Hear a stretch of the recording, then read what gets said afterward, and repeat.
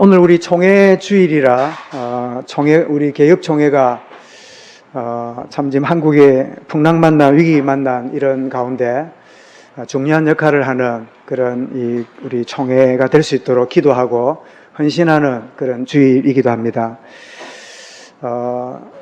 아직 정확하게 해석하기는 어렵지만 우리 개혁총회가 속해 있는 우리 전체 우리 한국 유일의 기독교 연합단체로 인정받은 한기총, 한국기독교 총연합회, 거기에 우리 개혁총회가 소속되어 있는데 거기 대표회장이 지금 정광훈 목사입니다.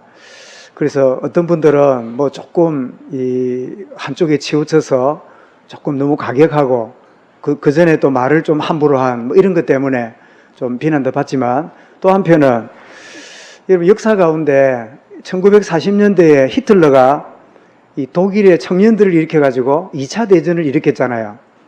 그래서 유럽을 치고 온 세계를 전쟁터에 불어넣고 점점 나라가 어려워지니까 독일의 39살 되는 젊은 목사가 히틀러를 제거해야 된다 하는 암살 계획을 세우고 거기에 가담하고 이렇게 인도받다가 사전에 발각이 되어가지고 사형을 받습니다. 그 사람 이름이 본 헤프라고 하는 독일의 젊은 목사예요. 본인은 나는 대한민국 이 민주 혹은 이를 위해서 나는 생명 바친다, 그런 정신으로 이렇게 나간다고 보면서 저도 처음에 조금 과격하고 좀 그렇다 생각을 하긴 했지만, 그러나 그 중심만큼은 조금 더 기다리고 참 있는 그런 시간이 필요하다 그렇게 지는데요. 그분이 그 전에 막 말을 조금 함부로 하고 부득한 그런 이 태도를 보인 그런 것들이 연결돼 가지고 또 뭐 하는가 이렇게 여겨지고 있지만, 이 시대에 참 뭔가 하나님이 누군가를 세워서 일하시는 그런 시간표가 아닌가, 그런 시간표 가운데 있는데요. 좀 더 기도해야 되는 때다 여겨지는데, 그런 중에 지난 주말에 우리 금요일, 토요일 이틀 동안 뭐 여러분 잘 안 보이겠지만 제16차 세계 군선교대회가 이렇게 덕평에서 진행이 되었어요. 특별히 우리 진해 지역은 해군 정말 이 센터와 같은 그런 지역에 있는 우리 교회이기 때문에 관심을 안 가질 수가 없는데, 그런데 더더욱 관심을 갖는 거는 이번에 31명의 임직식이 있었어요. 그래서 장로가 7명, 안수집사가 9명, 그리고 권사가 15명, 31명이, 거기에 제일 첫 번째 명단의 이름이 우리 박상현 집사님이 이번에 장립 받는다고 한 달 전쯤에 연락이 오고, 그래서 뭐 그런갑다. 근데 마침 이제 출동을 해가지고 배를 타고 있으면 내릴 수가 없잖아요. 우리가 아무리 파격적이라 해도 안수식 참여 안 한 사람을 장로로 그 명단을 부를 수는 없잖아요. 그랬는데 그 시간표가 맞아가지고 외출을 해가지고 어제 참여를 해서 연락이 오기를 그 안수 받는 그 교회에 이들의 담임 목사님들이 참석해서 안수를 하고 하는 그런 연락이 왔어요. 그래서 제가 사명을 가지고 어제 우리 이제 몇몇 분 쪼개가지고 새벽 6시에 그 덕평에 경기도로 올라갔다가 이제 참여하고 이제 내려오는 그런 시간표가 있었는데, 그때 우리 저 뒤에 우리 김현진 권사님, 부인 되는 권사님하고 우리 아이들 보라가 저리 많이 컸더라고요. 보라가 27일에 돌이라네요. 그래가지고 뭐 같이 오는 그런 가운데 있고, 오늘 보니까 뭐 낯선 애들이 많다 했더니 배상 옆에 앉은 거 보니까 손자 모이네.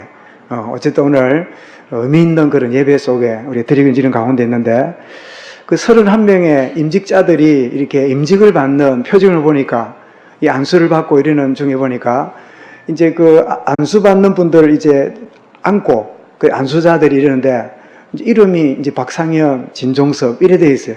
근데 속으로 내가 안 갔으면 고아 비슷해. 응? 안수할 사람이 없는 그런 꼴이 될 뻔했구나. 그래서 이제 제가 포옹을 해주고 이리 왔는데, 이게 본인한테는 목사님 내가 평생에 내 교회가 어딘지를 내가 정말 여기저기 다닐지라도 마음에 품는 그런 기회인 것 같습니다. 그런 이제 문자를 보냈더라고요. 아마 지금 출동 중이니까 11월 달쯤에 한번 오게 되면 우리 교회에서 임직식을 안 했지만 우리 전체에서 어제 임직식을 해서 말하자면 장로가 되셨어요. 그럼 우리 교회는 출석은 잘 안 하지만 장로가 한 분이 늘어가지고 4분이 됐어요. 그래서 이제 한 달에 한 번은 오라야 되겠다. 기도할 때, 응? 돌아갈 때 할 도록 뭐 그런 마음도 있는데, 그 보니까 이제 뭐 안수받고 임식할 때 감동을 하고 눈물을 흘리는 그런 참 우리 그 세워지는 일꾼도 있고, 또 보니까 아주 결의에 단단한, 왜냐하니까 거의 군인 내지는 군인 가족이니까 뭐 군복을 입고 있고 분위기가 좀 다를 거 아니에요, 그죠? 그렇게 하는데 이제 안수기도는 방위 출신, 군대를 안 가본 방위 출신이 또 안수를 하고 뭐 이제 이런 일이 있었어요. 그래서 이제 같이 드렸는데, 또 어떤 분을 보니까 표정이 무덤덤하게 뭐 나무일 쳐다보듯이 그 안수를 받으면서도 이제 그런 이제 표정도 있고. 그러나 중요한 거는 여기서 눈물을 흘리고 무덤덤하고 그게 아니라 주님 부르시는 그날까지 지속적으로 내게 준 직분을 잘 감당하는 거, 그게 중요하다. 그게 뭐겠느냐? 엘리사는 깨달았어요. 갑절의 영감입니다. 오늘 은혜 받은 걸로 끝나지 말고 내 힘이 아니라 내 노력과 의지가 아니라 그분이 나를 붙잡고 가시는 갑절의 영감. 참 하나님이 이 국가적인 이런 그 상황 가운데 또 열왕기 왕들과 백성과 선지자 아우러지는 이런 메시지들을 쭉 흐름 가운데 시대적인 이런 우리 상황들을 보면서 중요한 답을 얻는 그런 축복의 오늘 예배가 될 수 있길 바랍니다.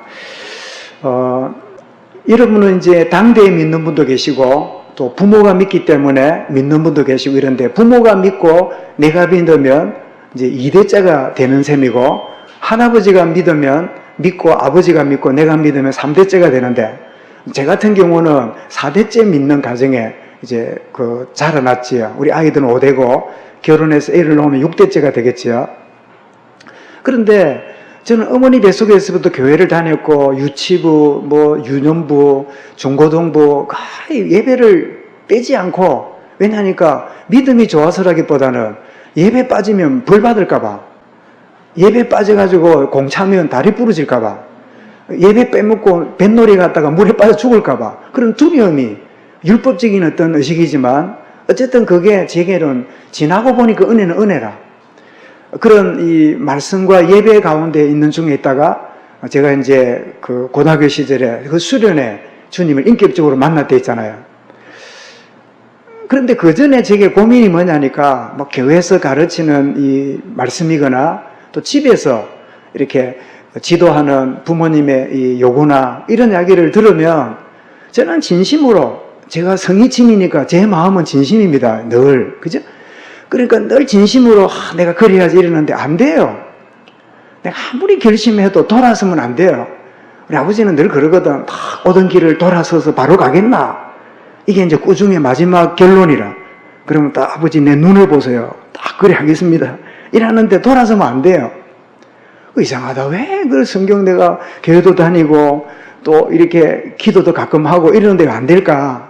그랬는데 알고 보니까 회개를 해도 내가 뭐 훔쳐먹은 거, 동생 때린 거, 또 뭐 헌금 반쯤 까먹은 거, 그런 거나 회개했지 진짜 중요한 회개를 못하고 있으니까 내 겉은 종교 성향이 있어가지고 그럴듯하게 뭐 돼가는데 내 내면은 여전히 불신자예요. 내 내면은 하나님과 원수 노릇하는, 로마서 8장 7절을 여러분 기억하시죠? 육신의 생각은 하나님의 법에 복종할 수 없나니, 할 수 없을 뿐 아니라 하지 않을 뿐 아니라 할 수도 없음이니라. 그걸 교회를 다니는데 나의 내면은 하나님하고 뭐예요? 원수지간이라. 하나님이 주는 그 말씀을 듣기는 듣는데 그처럼만 됐지 내 내면 깊이 내 속사람을 변화시키는 그런 역사가 없는 거예요. 오늘 여러분 우리 이 시간에 육신 그 사람이 앉아서 예배드립니다. 오늘 예배하는 시간이 속사람으로 다가오시는, 속사람 가운데 임하신 하나님의 은혜가 여러분의 내면에 임하는 은혜가 있기를 주 이름으로 축원합니다. 그래서 오늘 말씀의 제목이 뭐냐? 내면의 변화가 없으면 뭐를 반복해요? 예, 아무리 결심해도요, 죄를 반복할 수밖에 없어요. 아무리 결심하고 결단하고 혈서를 써도 내면의 변화가 일어나지 않으면 죄를 반복할 수밖에 없어요. 여러분, 하나님과의 관계 회복이야말로 참된 회개가 시작되는 출발이 됩니다. 그러니까 하나님이 정해놓은 규칙 어긴 것 때문에 회개하는 정도가 아니고 하나님과의 관계 회복으로 돌아가는 게 그게 진짜 회개라는 거죠. 이런 놀랍게도 마태복음 3장 1절 2절 보니까 광야에 있던 세례 요한이 딱 사람들 앞에 등장해서 첫 번째 메시지가 뭐냐니까 뭐라고 했지요?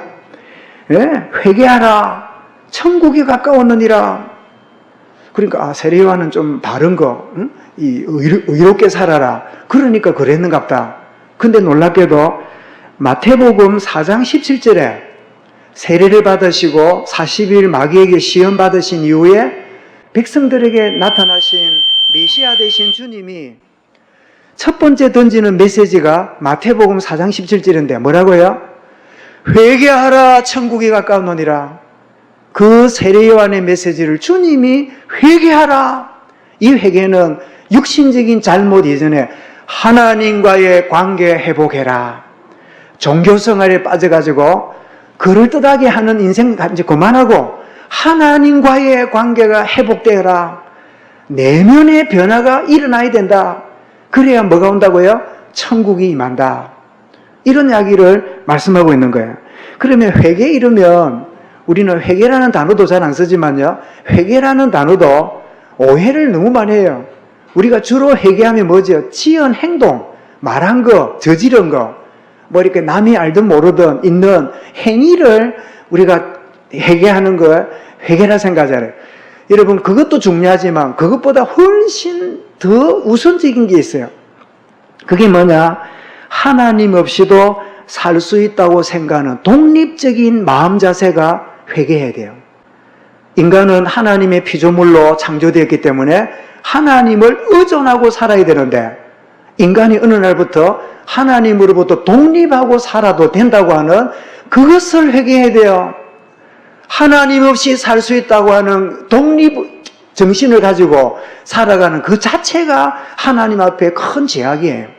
여러분, 창세기 3장 5절에 여러분, 사단이 이 선악과를 먹어라. 이를 뭐처럼 되리라? 하나님같이 되리라. 그래서 여러분, 다 먹었더니 하나님처럼 되었을까요? 예, 놀랍게도 하나님만이 독립적인 분인데 의존으로 살아야 될 인간이 마귀 유혹으로 독립적이 되었어요. 말하자면 가출 인생 된 거예요. 말하자면 완전히 집안을 떠나는 이상한 이 불효 자식이 된 그게 여러분 독립입니까? 독립이 아니라 불효예요. 인간 간의 여러분 독립은 불효라 그러고 하나님부터 떠난 걸 보고 뭐라고 그래요? 그걸 보고 죄라고 하는 거예요. 그걸 원죄라고 하는 거예요. 하나님처럼 내가 하나님 없이도 살 수 있다고 하는 이것이 회개해야 될 첫 번째예요. 더 나가서 자, 하나님을 떠났습니다. 독립적으로 삽니다. 그럼 어떻게 해야 돼요? 뭔가 하나님 아닌 다른 것으로 만족해야 될 거 아니에요. 다른 것으로 내게 채워야 될 거 아니에요. 그래서 그것을 채우려고 몸부림을 치는데 그게 뭐지요? 창세기 3장의 내 중심, 6장의 물질, 11장의 성공, 하나님 아닌 것으로 채우려고 하는 이 착각을 하나님 앞에 회개해야 돼요. 이런 마태 11장 28절에 수고하고 무거운 짐진 자들아, 여기 흥미로운 일입니다.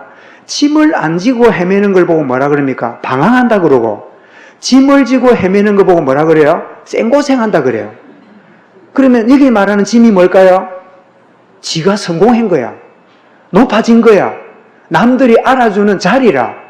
근데 하나님 없이 자기가 차지한 모든 것들이 뭐가 돼요? 짐이에요. 큰 짐이라.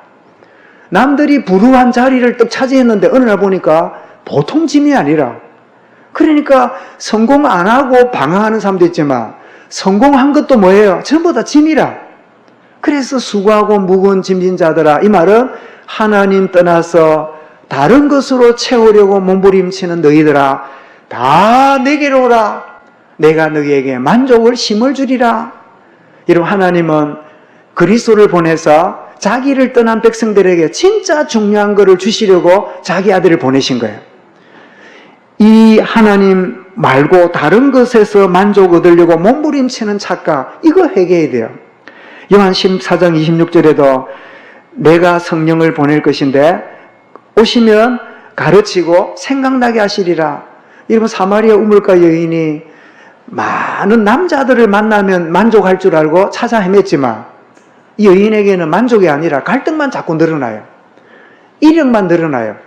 여러분, 뭐 조금 엉뚱한 예지만 우리나라 여러분 이 여자들의 여권 신장은 세계 탑입니다. 혹시 여러분 뭐 여자 무시한다 하지 말고 대한민국 여자들은요 세계 탑입니다. 왜냐? 여성 인권을 최고로 여기는 미국도요, 결혼 딱 하는 순간에 성이 뭘로 바뀌어요? 남편 성으로 바뀌어요. 그죠? 예를 들면 우리 김숙희 전사님이 김숙희 해갖고 이제 아가씨로 자랐을 거 아니에요. 그럼 이제 누구를 만났어요? 박씨를 만났어. 그럼 뭐가 돼요? 박숙희라. 미국에는 이름 바뀌어요. 그리고 그럴 리는 없지만 혹시 장로님이 가신 다음에 이상하게 누가 막 눈을 깜짝깜짝 하다만 막 같이 살게 됐어. 보니까 채씨라. 그럼 이름이 뭐냐? 채박숙희라. 이혼한 남편 이름도 쭉 따라갑니다. 그래서 여러분, 제클린 오나시스 그게 케네디 그 부인이 어느 날 석유왕 오나시스 부인 됐잖아요. 그러니까 그 존 F 케네디의 케네디 오아시스 이름 따라가는, 결혼을 보면 이름요 숨 넘어간다. 10명의 남편 성을 쫙 붙인 다음에 그 다음에 자기 이름 나와요. 근데 우리는요 시집 10번 가도 김씨는 김씨고 박씨는 박씨고 이름 성을 가졌다는 것에도 대단한 권리라. 알겠지요? 여러분, 시집 가도 막 내 성을 갖고 있다는 자체만 해도 막 굉장한 권력이라. 그리고 미국의 여러분 민주주의는 미국은 왕정시대 갖고 영국으로 독립한 다음에 1776년에 이제 나라를 세웠잖아요. 그런데 처음부터 영국 국왕으로부터 독립해가지고 신대륙을 세운 다음에 13개 주가 합쳐가 영국을 물리치고 나서 13개 주 대표가 워싱턴에게 우리의 왕이 되달라고 요청을 합니다. 그때 놀랍게도 워싱턴은 왕을 거절합니다. 거절했던 이유가 두 가지예요. 왕정시대에서 벗어난 우리가 또 여기서 왕정시대를 시작할 수 있느냐? 아니라는 거예요. 그래서 고민하다가 오랫동안 세월이 지난 다음에 13개 주 대표들이 그러면 우리의 대표가 되어달라고. 그래서 그 대표가 누구냐? 그게 바로 대통령이라. 대신 나라를 다스리라고. 그 대자가 대신 대자라. 그러니까 권력 잡은 사람은 대신하는 거지 권력이 내게 아니라. 그래서 그 영어로 보면 프리지던트라. 프리지던트라 말은 회의석에서 사회 보는 사람이라. 여기 있는 회원들을, 의견들을 쭉 모아가지고 가장 좋은 거를 결론 내는 그 일을 이끌어가는 사람이 뭐냐? 프리지던트, 대통령이라. 그런데 이게 나라마다 들어가서 대통령이 아니고 왕이 또 업되어 있는 제왕적인 이런 이제 특히 우리나라의 이런 변화들이 이제 이렇게 막 여러 가지 혼란을 겪고 막 있어 오잖아요. 어쨌든 여러분, 정말 중요한 것을 놓쳐버리면 우왕좌왕하다가 정말 중요한 것을 가지고 막 승리한 것처럼 착각하는 자리에 들어가는, 하나님으로부터 독립한 자체, 그 자체를 회개하고 다른 만족을 찾으려고 몸부림치는 자체가를 회개해야 되는데, 진짜 회개는요 감정적으로 눈물을 흘리고 그것도 중요하지만 감정적인 뉘우침이 아니라 내면으로부터의 변화가 일어나야 돼요. 이게 진정한 회개입니다. 여러분, 탕자가 집을 떠났습니다. 아버지 집을 떠났습니다. 불효자식이에요. 그리고 아버지로부터가 아니라 세상으로부터 만족을 얻으려고 쫓아다녔습니다. 일순간에는 자본을 가지고 굉장한 것들을 누렸겠지요. 근데 어느 날 여러분, 이 탕자에게 가뭄이 오고 기근이 짓고 재산을 탕진하고 아무것도 없는 게요, 그 순간에는 불행이 생겼지만 성경은 뭐라 그럽니까? 그때가 행복한 순간이라. 그때가 진짜 아버지께로 돌아올 수 있는 축복의 순간이에요. 여러분의 삶 가운데 어려워져 있습니까? 진짜 행복한 순간을 주신 거예요. 왜요? 독립적으로 살았던 내 인생, 다른 것으로 만족하려고 몸부림치며 착각했던 내가 진짜로 내면으로부터 하나님께로 돌아가는, 그래서 사도행전 2장에 보면 성령 충만했을 때 사람들이 와서 베드로에게 말하잖아요. 저희가 이 말을 듣고 마음에 찔려 베드로와 다른 서들에 물어가로되 형제들아 어찌할꼬, 이렇게 물을 때 베드로가 뭐라고 합니까? 베드로가 가로되 너희가 회개하여 각각 예수 그리스도의 이름으로 세례를 받고 제3을 얻으라. 그리하면 성령을 선물로 받으리니. 여러분, 성령을 받는다는 말은요, 내 내면의 주인이 바뀌는 거예요. 내가 주인이 아니라, 옛 털이 아니라, 옛 사람이 아니라 내면의 변화가 일어나는 걸 의미하죠. 그래서 지금 고린도서 5장 17절에 뭐라고요? 그런즉 누구든지 그리스도 안에 있으면 새로운 피조물이라. 이전 것은 지나갔으니 보라 새 것이 되었도다. 여러분, 내 겉모습, 내 했던 행동, 몇 가지였던 이것 회개하는 것도 회개지만 그것보다 더 깊이 내 내면이 하나님과의 관계 회복이 이루어질 때 진정한 회개가 일어나서 이런 단계가 됩니다. 예를 들면 내가 남의 물건을 보거나 이렇게 좋은 게 보이면요, 내가 저거를 훔치고 싶은 마음이 생길 수 있잖아요. 그거에는 어린 시절부터 있는 깔려있는 뭐가 있어요. 그거 말할 시간 없고. 그런데 내가 교회 집사란 말이에요. 그런데도 막 딱 보면요, 저거 막 하나 훔치고 싶어. 그 훔치고 나면 어떻습니까? 교회 또 오면 이 죄인이 또 회개되겠지요.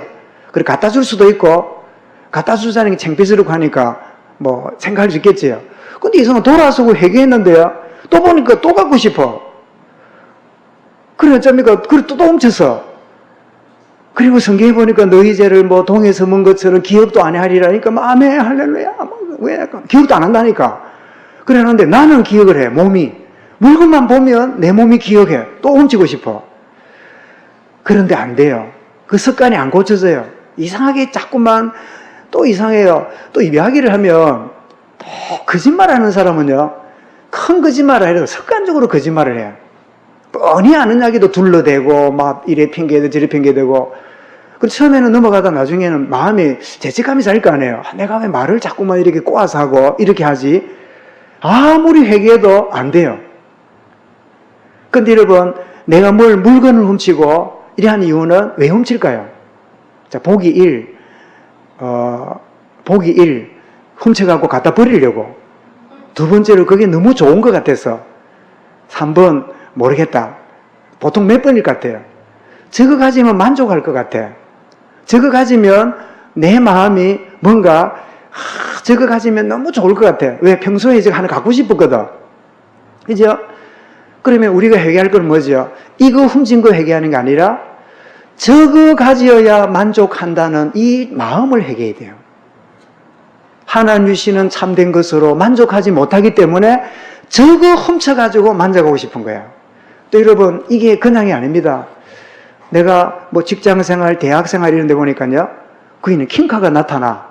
그러면 모두 막, 저거 막, 저 사람한테 내가 막 데이트를 한번 하고 차라도 마시면 좋겠는데, 막, 그러면 보통 라이벌이 보면 친한 친구가 먼저 픽업이 되잖아. 그러면 둘이서 원수가 되고 막 이럴 수 있잖아요.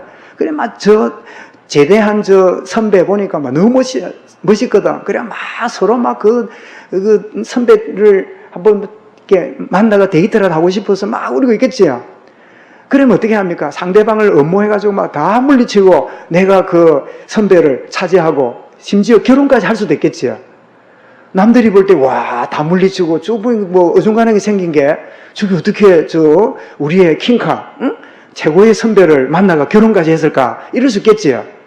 그런데 결혼한 순간부터 그 마음에 이 남편이 잠을 자는 것부터 실망이 오기를 쏘갔네. 그래서 왜 딴딴할 또 쏘갔네. 이런 노래를 부릅니까? 멀쩡한 허위대가 먹을 줄 알았더니, 막 가보니까 막 세상에 더럽고 막 이 갈고 막 온갖 자다 일어나고 목류병 돌아다니고 막 이런 인간을 우리 과에서 막 최고의 인기 막 이래가 막 나는 막 결혼할 때만 해도 막 친구들이 막 부럽다고 이러고 난리였는데 웬걸 어디 가다 버릴 수도 없고 요즘 애완동물도 가다 버리면 안 됩니다. 그 사람을 버리가 될 일입니까? 얼마나 기가 찹니까? 그때 여러분 이 사람이 하나님인 사람을 알아야 됩니다. 아, 하나님으로 만족하지 않고 사람 잘 만난 만족을 누리려고 갔던 내가 차지해본들 거기에 만족이 있는 게 아니구나 라고 생각하고 그거 회개해야 돼요. 하나님 아닌 것으로 만족하려고 그 승진, 좀 올라가는 거, 그 남들 찾아오고 싶은 거, 막 그거 나쁜 게 아닙니다. 그런데 하나님보다 그거 만족이 나의 최고가 되어 있다면 이루어진다 할지라도 이루어지면 질수록 어떻게 해요? 하나님 관계는 더 멀어져요. 오늘 여러분 성경 본문이 우리에게 말을 하기 때문에 이렇게 말씀 나누지요. 오늘 본문은 이스라엘 이야기가 쭉 나오다가 우리 지난주는 유다 이야기가 나왔잖아요. 다시 이제 이스라엘 이야기로 돌아갑니다. 북쪽 이스라엘 이야기, 남쪽 유다 이야기 하다가 다시 이스라엘 왕들 역사 나오는데, 그리고 오늘 드디어 열왕기하 2장에 등장했던 엘리사가 13장으로 죽습니다. 그러니까 12장에 소개된 그런 생애가 마무리되는 거죠. 에우의 아들이었던 여호아스, 그리고 그의 아들 여호아스가 이제 통치한 장면을 보여주고 하나님의 사람 엘리사 선지자의 죽음이 기록되어 있는 그게 오늘 본문인데요. 에우를 이어서 이제 왕이 되었습니다. 여호아스가 17년 동안 나라를 다스립니다. 제가 BC 837년을 쓴 이유는 722년에 북이스라엘이 아수르 나라에 망하기 때문에 망하기 110년 전에 통치한 왕이구나. 그걸 한번 염두에 두라고 제가 기록한 거예요. 그런데 17년 동안 나라를 다스리는데 놀랍게도 그의 아버지 왕이 누구지요? 에후잖아요. 참 하나님께 메시지 받아서 이 아합의 지방과 그리고 이 악한 여자 이세벨을 물리치고 그 아버지가 얼마나 성실하게 조금 다른 문제도 있었지만 여러분 우리 부모 세대에 다 본받을 것도 있고 저건 아니야 이런 게 있잖아요. 근데 하필이면 그 아들이 17년 동안 왕이 되어가지고 아버지의 성실함을 내버리고 뭘 쫓아가요? 이스라엘의 악한 이 길, 여로보암의 길로 또 행하는 거예요. 여러분 우리는 가문에 흐르는 좋은 것과 나쁜 것이 있습니다. 이때 우리는 생각이 됩니다. 아이고 니는 어째 애비하고 똑같노? 니는 어떻게 보니 너희 집안에 있는 그 어떤 저주가 어째 니한테 그렇게 있노? 여러분 이렇게 말하는 게 옳은 것처럼 보이지만 아닙니다. 흐르는 게 아니라 내가 선택했을 뿐이에요. 저도 어머니 아버지에게 좋고 안 좋은 부분이요 기질들이 제게 늘 작동을 해요. 이 작동하고 있는 걸 누가 제일 잘 알까요? 응? 우리 가족들이 더 잘 알겠지요. 그리고 가끔 쏟기도 해요. 그러나 저는 늘 선택의 결과라고 생각해요. 아버지의 좋은 점, 안 좋은 점, 어머니의 좋은 점, 안 좋은 점, 그리고 외할아버지, 할아버지 위로 갈수록 많은 것들이 흐르고 있겠지요. 가문이 그러니까 내가 그런 게 아니라 가문이 그런 거를 나도 모르게 선택한 결과가 그런 거예요. 이런 핑계 대지 말고 순간순간 내가 뭔가를 선택하고 있구나. 어쩔 수가 없는 게 아닙니다. 결국은 내가 선택하는 거예요. 왜요? 하나님은 우리를 뭐로 지었다고요? 기계로 지은 게 아니라 선택하는 자유의지를 주셨어요. 그렇기 때문에 심판하시는 거예요. 우리가 만약에 자유권이 없고 누군가 끌려다녔다면 나는 아무 책임이 없어. 누가요? 나를 끌어당기는 그 친구가 벌 받아야 돼. 그런데 각각 뭘 받아요? 심판받는 거는 누가 유혹하고 누가 미혹해도 결국 선택은 누가 해요? 내가 하는 거예요. 그렇다면 여호아스가 아버지의 성실함보다 뭘 따라가요? 제약되고 그리고 사람들이 몰려가는 그 대세에 그냥 선택하고 쫓아가는 어쩌면 여러분 아버지가 걸어갔던 성실한 걸음은 온 백성들이 좋아하는 걸음이 아닙니다. 불편하고 귀찮은 소리예요. 왜요? 오랫동안 이 단과 베델에 금송아지 숭배하고 그렇게 지내왔는데 자꾸만 위에서 그거 가지 마라 하나님 섬기라 이래 말하는 거는 사실은 피곤한 일이에요. 근데 적당하게 보니까 백성들이 좋아하는 게 뭐지요? 의뢰 해왔던 거 그런 거 하도록 내버려 두는 게 정치인의 계산이라. 안 그래요? 그러니까 이 여호와서가 아버지의 성실한 길보다는 그냥 잘못된 오랫동안 해왔던 길을 어떻게 해요? 내버려 두는 그런 선택을 함으로 어리석은 자가 되지요. 근데 하나님이 이런 여호와서에게 깨닫는 기회를 주십니다. 드디어 매를 듭니다. 누구지요? 아람 군대를 또 불러드립니다. 이 아람 군대는 약반 감초라. 이스라엘이 막 헤매고 이러면 어떻게 해요? 아람 군대 불러가지고 한 대 쳐요. 한 대 맞고 나서 잡니까? 그때 주여 회개하고 그래가지고 또 돌아옵니다. 이게 오늘 본문에 쭉 나와요. 근데 재밌는 단어는 3절 한번 보십시오. 여호와께서 이스라엘에게 놓아서 또 아람 왕 아하셀의 손과 그의 아들 베나닷 손에 넘기셨더니 안 하고 뭐라고요? 늘이 무슨 말이죠? 하나님 떠나고 문제 생길 때마다 하나님 어떻게 해요? 아람을 도구로 쓰는 거예요. 늘 그때마다 항상 쓰는 거예요. 여러분이 반복되는 문제와 고통이 있지요. 늘 그게 뭘까요? 그 사람 때문일까요? 누구 때문일까요? 아니요. 나의 내면을 바꾸시는 하나님의 방법입니다. 당신 때문에 못 살겠다. 니 때문에, 누구 때문에. 아니에요. 그 사람 때문에 나를 바꾸시는 하나님의 메시지로 붙잡아야 돼요. 안 되면 어찌 돼요? 늘, 항상, 변함없이 자꾸 그런 고통과 어려움들, 귀찮은 일이 자꾸 생겨요. 이 아람 군대가 쳐들어오니까 그때 여러분 4절 보세요. 참, 진짜 하나님은 은혜지야. 아람 왕이 이스라엘 학대함으로 여호와서가 여호와께 간구하며 여호와께서 들으셨으니 이는 그들이 학대 반응을 보셨습니다. 그때 여호와서가 아이고 잘못했다고 회개합니다. 그런데 5절 6절에 보니까요. 그래 놓고 또 어떻게 해요? 또 어려움이 지나가니까 또 제 길로 가요. 여러분 회개는 내면으로부터 일어나야 돼요. 하나님과의 관계 회복에 회개가 안 되면 또 상황이 바뀌면 또 그 짓 해요. 또 돌아가요. 여러분 참된 변화가 내면으로부터 일어나야 됩니다. 여러분 이런 축복이 저와 여러분과 후대들에게 진정으로 새로 시작되는 해가 있기를 바랍니다. 에스겔 36장 26절에 내가 새 영을 너희 속에 두고 새 마음을 너희에게 주되 너희 육신에서 굳은 마음을 제하고 뭐라고요? 부드러운 마음을 줄 것이며 내면으로부터 일어나야 돼요. 그리고 27절에는 또 내 신을 너희 속에 두어 너희로 내 율례를 행하게 하리니 너희가 내 규례를 지켜 행할지라. 그러면서 여러분 성령 충만을 약속했던 요엘이 요엘서 2장 13절에서 아주 적절하게 말씀합니다. 너희는 옷을 찢지 말고 겉으로 회개하지 말고 겉모양만 바꾸지 말고 이 말이죠.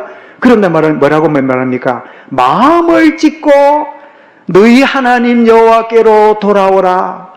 마음을 찢는다는 말이 무슨 말이죠? 이 마음이 보입니까? 마음을 어떻게 찢습니까? 레이저로 찢으면 됩니까? 그 말이 아니죠. 내 내면으로부터 변화가 일어나는 참된 내면의 변화를 누려야 여호와께로 돌아오는 축복이 있다. 그러면 내면의 변화는 어떻게 가능합니까? 뭐라고요? 내가 새 영을 너희에게 주사 너희에게 새 마음을 주고 너희에게 부드러운 마음을 주실 것이요. 여러분 하나님의 은혜가 임해야 됩니다. 주의 은혜가 임함으로 내면으로부터 일어나는 회개, 참된 변화를 누리게 하여 주옵소서. 여러분 더 나가서 그 아들 요아스가 아니라 요아스지요? 왕이 됩니다. 자, 할아버지 에후 한 시대에 귀하게 쓰임받은 걸 들었겠지요. 그리고 아버지 여호아스가 17년 동안 나라 다스리는 거 보았겠지요. 그리고 어려움도 당하고 회개도 하고 하는 걸 봤겠지요. 그러나 진심으로 내면의 회개가 아니라 겉만 회개하다가 어떻게 살았는가를 보았겠지요. 할아버지를 보았습니다. 아버지를 보았습니다. 이제 요아스가 왕이 되어 16년을 통치하는데 놀랍게도 또 어느 길을 갑니까? 가기 쉬운 제약의 길을 또 뚜벅뚜벅 걸어갑니다. 참 지혜 없는, 아까 말씀드렸죠. 우리 가문이 흐르고 있는 이상한 길을 순간순간 선택하면서 막 그 길로 그냥 가요. 막 그냥 뚜벅뚜벅 그렇게 인도받는 가운데 있어요. 역시 악한 길을 가다가 이게 웬일입니까? 천년 만년 살 것 같은 이 시대의 영적 지도자 엘리사는 56년 동안 여러분 선지자 역할을 했기 때문에 수많은 왕들을 거쳐갔습니다. 그러니까 이 요아스도 왕이 되었을 때 엘리사의 도움을 받을 거라 생각했겠지요. 근데 웬일입니까? 엘리사가 죽을 병이 들었다는 거예요. 그리고는 죽을 때가 다 됐다는 거예요. 그러니까 요아스가 너무 기가 차가지고 누구 찾아갑니까? 엘리사를 찾아가요.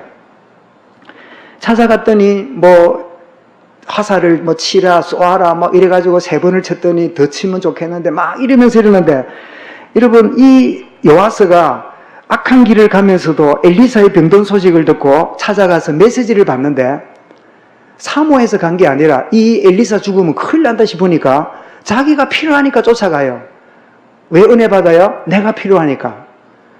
나쁘진 않아요. 그런데 그 쫓아가서 불안하니까 또 점쟁이 찾아가듯이 내 미래가 불안하니까 뭔가 답을 얻어보려고 또 기도하던 사람이 막 무슨 문제 생기면 금식하고 산기도 올라가고 막 부르짖듯이 막 자기의 어떤 걸 찾으려고 가요. 그러고 나서는 엘리사는 그 마지막 메시지를 남기고 죽고 맙니다. 그리고는 요아스는 아무 가치 없는 인생을 살다가 죽고, 그의 아들 여로보암, 말하자면 정확하게 말해 여로보암 2세가 그의 아들이 왕이 돼요. 그럼 여러분, 에후가 성실하게 행하였으므로 하나님 몇 대까지 왕위를 준다 했지요? 4대라 그랬지요. 자, 에후가 1대지요, 여호아스가 2대지요, 여호아스가 3대지요, 4대가 누굽니까? 여로보암 2세지요. 이렇게 4대가 순식간에 지나가는데 놀랍게도 그 에후에게 주신 언약의 약속보다는 세상 가는 그 길에 쭉 이렇게 흘러가고 있는 걸 우리 보게 되지요. 그래서 여러분, 이렇게 무가치하게 살던 요아스를 향하여 성경이 하는 말이 있습니다. 인생 중에는 차라리 나지 않으면 좋을 뻔한 것 같은 그런 인생이 있어요. 마태복음 26장 24절에 인자는 자기에게 대하여 기록된 대로 가거니와 인자를 파는 그 사람에게는 화가 있으리로다. 그 사람은 차라리 나지 아니하였다면 저에게 좋을 뻔하였느니라. 누구를 두고 말하는 겁니까? 가룟 유다를 두고 말하는 거지요. 여러분, 이런 중에 하나님의 사람 엘리사가 죽음을 맞이하는 게 오늘 13장 나오는데요. 오늘 14절에 보니까 그가 죽을 병이 들었다. 우리 전투 캠프 할 때 약간 나눴습니다만은, 여러분, 엘리사가, 여러분, 그의 선생님 엘리야는 어떻게 죽었지요? 병들어 죽었습니까? 불병거 타고 하늘 올라갔습니까? 그죠? 개선장군처럼 막 불말을 타고 올라갔잖아요. 그랬으면 엘리야보다 엘리사 시대가 훨씬 더 역사가 많았고, 엘리야 때보다 엘리사 시대의 큰 기적의 역사가 더 많았어요. 그런데 엘리사가 죽는 게 뭐가 들었어요? 죽을 병이 들었어요. 혹시 죽을 병이 들거든 때가 왔구나 하고 감사하시기 바랍니다. 막 애통하지 말고. 여러분, 엘리사가 56년 동안 선지자를 했는데 그가 참 편안하게 내가 뭐랬습니까? 헬리콥터를 했습니까? 타고 올라갔다 이러면 될 건데 죽을 병이 들었어요. 불신자도 드는 병, 하나님 모르는 사람도 드는 병, 그 병이 든 그 모습인데 이 성경학자를 보니까요, 신경계통의 병이다. 이렇게 이제 설명을 했어요. 신경계통 어떤 모르겠는데, 제가 문득 자기의 손수건을 가져가도 병이 나을 만큼 한 시대의 위대한 전도자였던 바울도 고질병을 가지고 고민했던 바울이 생각이 났어요. 그죠?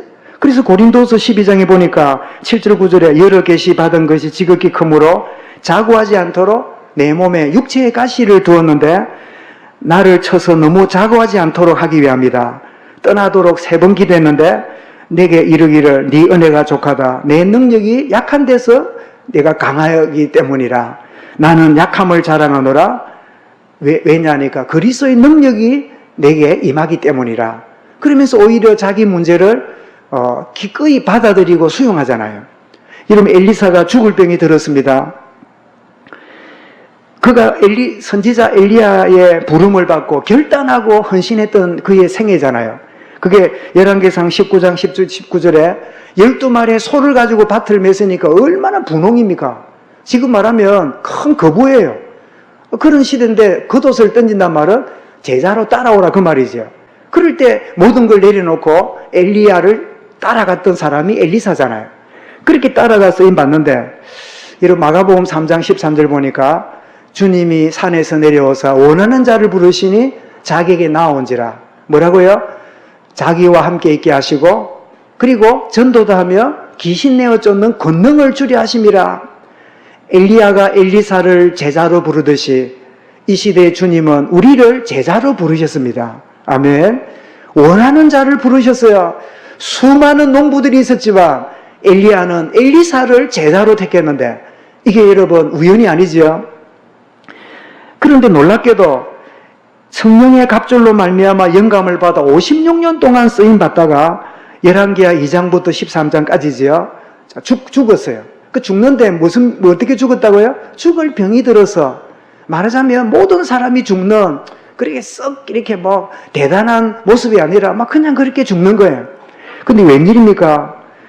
죽음 후에 무덤에다가 시신을 두었는데 어떤 사람이 막 급해가지고 시신을 던졌는데요. 엘리야의 무덤에 딱 접촉된 시체가 살아나 버렸어요. 이야, 놀랄 일이세요. 어떻게 이런 일이 가능합니까?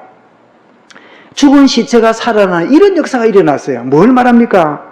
엘리사는 죽었지만 엘리사를 통하여 역사하신 하나님은 여전히 역사함을 이 메시지를 통하여 보여주시는 거예요.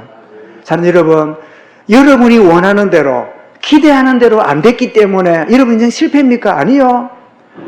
우리가 어떤 모양으로 살아왔을지라도 하나님 변함없이 언약을 이루어 가십니다. 내가 어떤 모양으로 여러분 나왔을지라도 하나님의 약속은 변함이 없습니다. 히브리 13장 8절에 뭐라고요? 예수 그리스도는 어제나 오늘이나 영원토록 동일하시느니라. 그래서 야고보 1장 17절에도 각양 좋은 은사와 온전한 선물이 다 위로부터 빛들의 아버지께로 내려오나니 그는 한번 따라할까요? 변함이 없으시고, 다시 하겠습니다. 변함이 없으시고 회전하는 그림자도 없으시니라. 여러분, 그림자가 회전합니까? 예? 그림자가 회전해요. 회전합니다. 나는 가만히 있는데 지구가 도니까 햇살이 이렇게 움직이면요, 여러분 1시간 동안 여러분 서 있는데 카메라 찍어놔 보세요. 그림자가 이렇게 회전을 해요. 하나님은 그런 분이 아니시라는 거예요. 변함이 없고 회전하는 그림자도 없는 만물에 충만한 분이시라는 거예요. 엘리사는 죽었지만 엘리사의 하나님은 여전히 역사하고 있는, 나는 실패하고 무너져 있을지라도 하나님은 자기 약속을 내 대와 후대에게 이루어 가신다. 진의 마늘길을 세우신 하나님은 우리의 연약과 상관없이 계속적으로 이루어 가신다. 이것이 우리가 바라봐야 될 진짜 믿음의 줄기가 되는 거죠. 여러분, 이제 말씀을 맺어야 되겠습니다. 구원받은 성도는 내적인 변화를 계속 체험해야 됩니다. 왜냐하면 로마서 8장 30절에 보면 미리 정하신 그들을, 예정이지요, 부르신단 말은 구원이란 말이죠. 부르신 그들을 어렵게 하시고 의인화가 되는 거죠. 어렵다 하신 그들을 성화시키시고 그리고는 영화롭게 하셨느니라.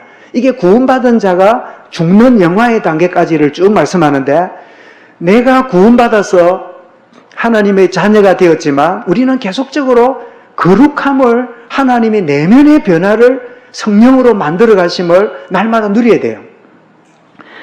여러분, 그렇다면 내 내적인 변화를 위해서는 첫 출발을 어디서부터 해야 되는가? 우리 모두에게는 어릴 적부터 자기에게 자리 잡고 있는 틀과 가치관이 있습니다. 길게 말씀드리면 어렵습니다만은 부모님의 사랑을 못 받고 자란 사람은요, 그 사랑을 대신 어디서 찾기 원해요. 아까 말씀드린 대로 아버지를 일찍 잃어버리거나 아버지에게 너무 힘들게 자란 이 아가씨들은요, 좋은 남편, 자상한 남편, 정말 아버지처럼 잘해주는 사람을 찾아요. 그런데 아무리 그런 사람 만나도 내게 만족을 못 줘요. 그러면 뭐 해야 돼요? 하나님, 우리 남편 회개하고 남편이 내게 잘되게 해주세요. 그 기도 해야 됩니까? 아니요. 하나님이 주시는 만족을 아버지께로 못 받았다고 남편에게로 받으려 하고 있는 이 어릴 적부터 이상하게 자리 잡고 있는 털, 다른 것으로 만족하고자 하는 이거 주님 앞에 회개합니다. 그러면요, 남편이 집 나가도 상처 안 받아요. 남편이 무슨 짓을 해도요, 감정은 좀 이상해도 크게 내 인생 안 흔들려요. 괜찮아요. 우리가 여러분 내면의 변에 일어나는 거는 단순히 뭐 그냥 회개하고 그 정도가 아닙니다. 여러분 근원적인 내면의 변화 일어나면 우리 가끔 주변이나 책이나 감정 이렇게 뭐 새롭게 보면요, 어떻게 저런 경우에 저럴 수 있는가? 어떻게 두 아들을 죽인 원수를 자기 아들로 삼아가지고 신학교 보내서 목사 만들 거라고 데려오는 손양호 목사 같은 그런 경우가 가능할까요? 예, 가능합니다. 그분의 내면이 변화됐기 때문에. 원수되었던 우리를 아들을 주셔서 자녀 삼으신 하나님의 사랑에 감동된 사람은 아들 죽인 원수를요, 자기 아들로 삼아서 양자 삼을 수 있는 거예요. 뭐 할 때요? 내면이 변화되면. 여러분, 참된 예수 믿는다는 말이 무슨 말이죠? 그분이 내 인생에 변화를 가져다 주고 그분이 주도한 대로 사는 걸 보고 예수 믿는다고 하는 거예요. 여러분, 죽으면 천국 가는 그 정도가 아니지요. 내면화되어 가는. 이사야 65장 17절에 보라, 내가 새 하늘과 새 땅을 창조하나니 이전 것은 기억되거나 마음에 생각나지 아니할 것이라. 예를 들었으니까 나는 그 물건만 보면요, 갖고 싶어요. 그런 내면의 변화가 일어나니까요, 그 물건을 보는데 갖고 싶을 마음이 안 생겨요. 조금 종교적이 있으면요, 가지고 싶을 때 참아야 돼요. 참아야지, 안 해야지, 쟨데, 잘못했는데. 그럼 어느 날 내면의 변화라면요, 봐도 갖고 싶은 마음이 안 생겨요. 이게 여러분 내면의 변화 일어나는 자유함입니다. 여러분, 우리 참아야지, 저거는 잘못했는데 또 내가 하면 회개해야 되는데 막 이러면 안 되는데, 이게 아니라 어느 날 봐도 가져야 될 마음이 안 생기는 진정한 자유함. 내가 있어서냐? 없지만은 저거를 가지고 채우고자 하는 이 이상한 만족에서 나는 자유한 사람이야. 어릴 적부터 자리 잡고 있는 이 털과 가치관이 나를 깊이 자리 잡고 있는 내면이 주여 변화됨을 체험하게 해 주옵소서. 더 나아가서 성장하면서 경험한 것들이 나를 지금 지배하고 있습니다. 전도서 7장 10절에 보면요, 옛날이 오늘보다 나은 것이 어찌미냐 하지 말라. 이렇게 묻는 것은 지혜가 아니니라. 우리는 그럽니다. 그때가 좋았는데. 그게 우리를 속이는 거예요. 그때는 잘 나갔는데, 그때는 굉장했는데, 그때만 해도 내가 막 이러잖아요. 그거 회개해야 돼요. 왜냐하면 그게 지혜로운 일이 아니라 우리도 모르게 성장하면서 나를 지배하고 있는 어떤 것들이요, 나를 딱 붙잡고 있는데, 21절에 가서 뭐라고요? 물어 사람의 말을 들으려고 마음을 두지 말라. 사람의 말은 참고하지 그게 진리처럼 생각한다면 속은 거예요. 아무리 죽은 부모님이 유언을 남겼더라도 복음적인 유언이 아니라면 마음에 두면 안 돼요. 그거는 효도가 아니라 죽은 부모님을 또 욕되게 하는 거예요. 정말 물어 사람의 마음을 들으려고 마음을 두지 말라. 여러분, 사람의 말을 들으면 우리한테 영향이 오잖아요. 이런 것들이 성장하면서 얼마나 오랫동안 우리 마음에 영향을 주는지 몰라요. 이런 것들이 말씀이 아니라 나를 지배하고 있는 어떤 것이 하나님 앞에 진정으로 변화되어져야 돼요. 더 나아가서 예수 그리스도 안에서 구원이죠. 들어와서 예수 그리스도 안에 들어온 다음에 그냥 살면 종교생활을 해요. 나는 구원은 받았어요. 교회 안 가도 구원은 받아요. 뭐 헌신 안 해도 하나님 주시는 기본 은혜는 받아요. 문제는 뭐예요? 놓쳐버리면 하나님과의 사귐을 놓쳐버리니까 변함없는 본성대로 내가 갖고 있는 가치관대로 내 마음에 자리 잡고 있는 털대로 내 인생 그래 살아가는 거예요. 구원의 자리에 들어오고 하나님의 사귐이 있으므로 성화가 이루어지는 축복을 누려가야 돼요. 여러분, 야곱이 베델에서 하나님 만났지만 그걸로 끝났다면 야곱은 평생에 남의 발꿈치나 잡는 인생을 살다가 끝났을 거예요. 근데 야곱에게 내면의 변화가 일어나는 그 도구로 하나님 누구를 쓰셨어요? 예삼촌 라반을, 그 어머니의 오빠였던 라반을 기가 막히게 사용하셨습니다. 라반을 얼마나 야곱이 미워했을까요? 라반을 딱 보니까 누구 닮았어요? 응? 예삼촌 집에 가서 라반한테 쏙을 때마다 누구 생각났을까요? 응? 어디서 많이 본 거잖아. 어디서 봤어요? 어머니 리버가가 하는 짓하고 비슷하잖아. 목에다가 털을 붙이고 소리를 내고 손목에다 손목 붙이고 이 아들은 복되게 해야지. 그 인본주의에서는 어머니를 보고 자랐잖아. 근데 보니까 원조를 만났어. 누구예요? 그 어머니의 오빠 예삼촌 하는 거 보니까 라반이 성경에 보니까요 임금을 10번이나 바꿀 만큼 인본주의 대가라. 그러니까 이 야곱은 인본주의 집안에 태어나가지고 이름 잘 지었어요. 야곱. 야곱 뜻이 뭐라고요? 남의 발꿈치를 잡았다. 여러분 그 이름이 자랑스럽습니까? 부끄러운 이름입니까? 부끄러운 이름이라. 남의 발꿈치를 왜 잡습니까? 잘 나가는 사람 다리 가두고 잘 나가는 사람 흠이나 하고 뒤에 수근거리고 그게 야곱 인생이잖아요. 그런데 하나님이 그 인생을 이런저런 가운데 변화시키셨어요. 그래서 너는 이름을 뭐라고요? 야곱이라 하지 말고 이스라엘이라 해라. 사람 여러분, 여러분이 예수 믿어도 야곱같이 사는 인생 되지 말고 내면의 변화 일어남으로 이스라엘의 축복을 누릴 수 있길 바랍니다. 참된 성령의 역사하심으로 내면의 변화, 누구든지 그리스도 안에 있으면 새로운 피조물이다. 이전 것은 지나갔으니 보라 새 것이 되었도다. 오늘 우리는 이스라엘의 역사 공부를 하는 게 아닙니다. 그 시대에 하나님 앞에 왕으로 쓰임받았지만 내면의 변화 일어나지 않으므로 한 시대의 흑암을 바꾸지 못하는 그런 도도히 흘러가는 흑암 문화의 그 한 단면을 보면서 오늘 이 시대에 여러분 대한민국의 문제가 뭡니까? 여러분 심각하게 영적으로 우리가 깨닫고 막 여론에 휩쓸리고 뭐 이런 유튜브 쳐다보고 막 이 말하고 저런 소식 듣고 저런 같다 우왕좌왕하는 게 아니라 진짜 하나님과의 관계 속에 깊이 깨어서 주님 이 시대에 정말 하나님의 교육이 이루어짐을 보기 원합니다.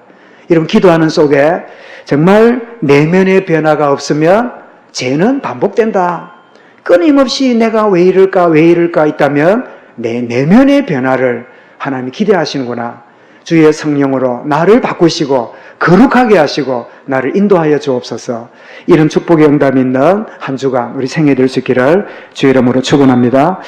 감사합니다. 주님, 왕들의 역사를 우리가 보며 왜 이들이 쓰임을 받지만 결국은 이런 비참한 인생을 마무리하는지, 내면의 변화를 얻지 못하면 반복되는 죄를 어찌할 수 없음을 다시 한번 일깨워 주셨사오니 하나님 단순한 역사의 기억으로 끝나지 아니하고 내 안에 주의 영으로 역사하사 새 마음을 주시며 새 영을 부으시며 부드러운 마음을 주사 야곱 같은 우리가 이스라엘로 바뀌는 참는 우리가 아니라 노력하는 우리가 아니라 되어지는 축복의 은혜를 체험하는 하나님의 사람들 되게 하시고 렘넌트들 되게 하여 주옵소서. 주 예수 그리스도 이름으로 기도드리옵나이다.